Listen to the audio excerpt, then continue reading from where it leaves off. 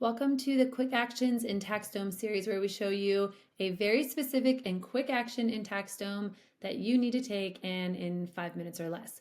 So this video is going to be about how you can add a job to a recurrence. So that way it's going to kickstart and recur every year or month or whatever that frequency is. So we're going to start on the left-hand side here under workflow. We're going to go into job recurrences and we're going to click on new job recurrence.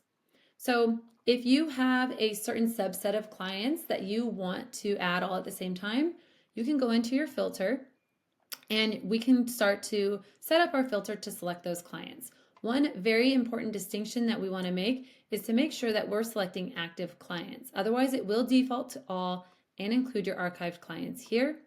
Then we're going to go ahead and we're going to filter for anything else. Let's say, for example, you want to find all of your 1040 clients. Then we can go ahead and select that tag, look and see if you have any other filters for clients you're looking to add, and we can hit apply. And to bulk add all of these clients into the recurrence, we are going to select all. We're going to hit continue, and we're going to choose our pipeline. So in this case, we're going to go ahead and choose our tax prep pipeline.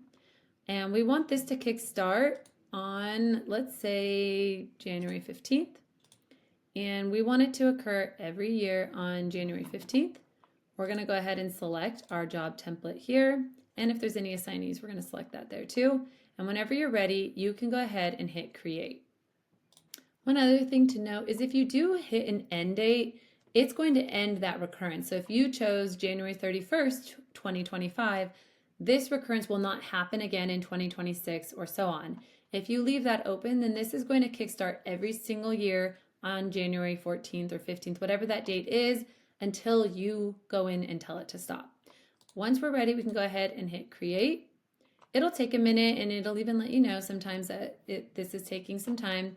And what you'll see is once those have been added to the recurrence, you're going to see them in here. So you can kind of go in and just double check to make sure everything looks good.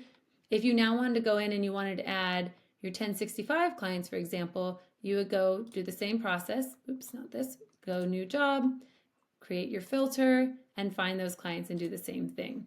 I love to be able to go in here to view and just double check all of my work.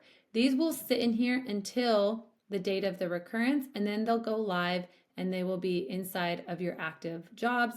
And once that happens, you would actually see the next recurrence now in here. So it'd be January 14th, 2026, for example. So this is where you can go in, and that recurrence can look different depending if it's a monthly bookkeeping or whatever that frequency is. You can manage that inside of this job recurrence by just changing the frequency right here, and setting some of those details as well.